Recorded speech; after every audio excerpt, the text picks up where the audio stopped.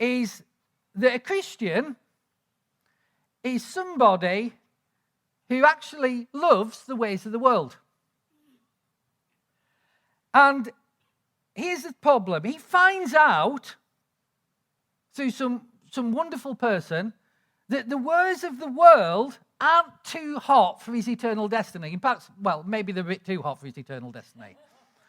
And he doesn't like that prospect. He finds out the ways of the world lead to an eternity separated from God and in hell with the enemy. And he goes, I don't really like that bit, but I do like the ways of the world. And so we do the thing, like, if you died tonight, do you know where your eternal destiny would be? And they go, could do with getting out of the way we're going here. And so what we do is they go, no, I don't. I need to make sure I'm going to heaven. And we say, right, okay. So we say prayer. We say some words. And we go sort of through some rituals and a few hoops to jump into. And at some point, we give them some assurance that they've jumped out of the line where they were going to hell into the line where they're going to heaven. But they still love the ways of the world. And there's the problem.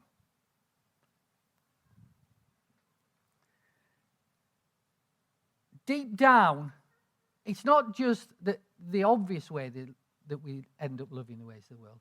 It's deep down that we still keep on running our life and relying on the ways of the world to give us success. That's the problem.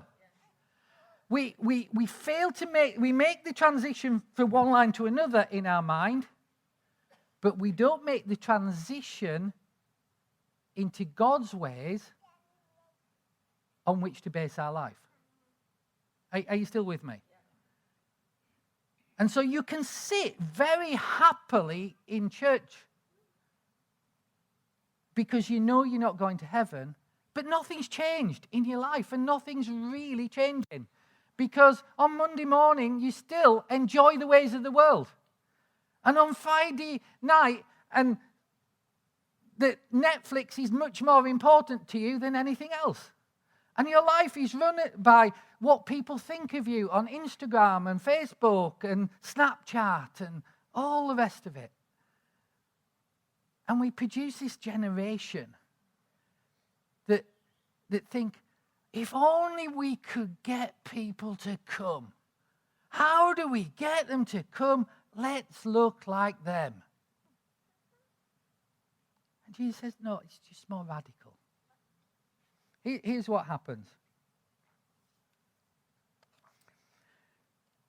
We have made this decision. So let's assume I'm the person that's just made this decision.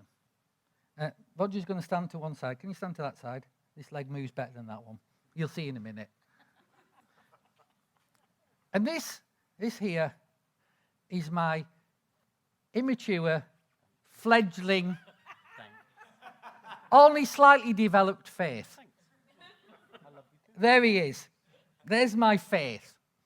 And I'm going to get up here. And I've decided I want to do this Christianity thing because then I'm not going to hell. And I'm up here, and here I am. But I still love, so this is the kingdom, but I still love the ways of the world. And that's okay, isn't it? I'm fine. Aren't I? Yeah, I'm all right at the minute. I'm okay. I've got one foot in the kingdom, one foot in the ways of the world. It doesn't matter. It doesn't matter. Tell you why it doesn't matter, because that's what everybody else around me. It doesn't matter to them either. I don't know any different. And then something happens. I'm kind of hoping that my faith will sustain me at this point.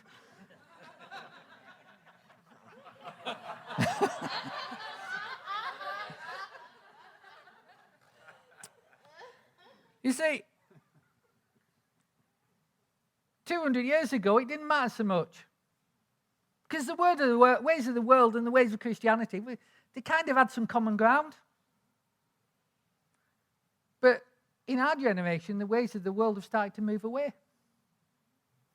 I'm relying on you, John. My faith. And you see, the ways of the world are getting further and further and further and further. And now it's much more of a stretch, and I'm having to lean towards the ways of the world to stay steady, or I fall. Thanks you, that's far enough. It's getting much further apart, Mark, than this. No, it's not getting any further apart than that. You see, at this point, there's only one thing going to happen, isn't there? My faith's going to fail, and I'm going to jump there, because I was already leaning that way.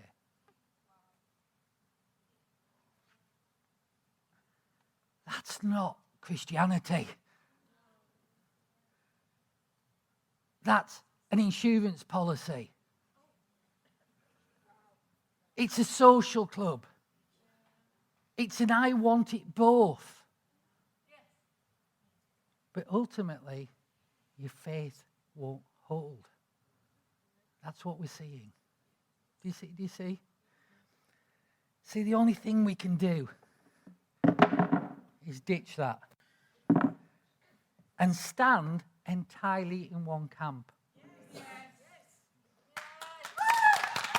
One camp. That's what we lead people into.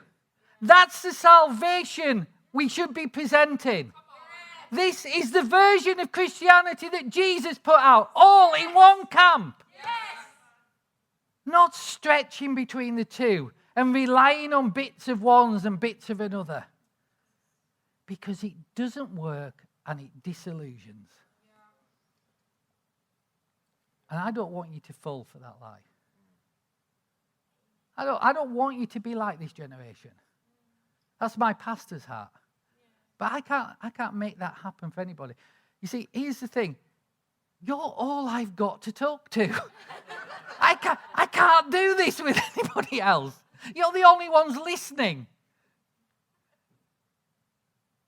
But you know what? People are starting to listen.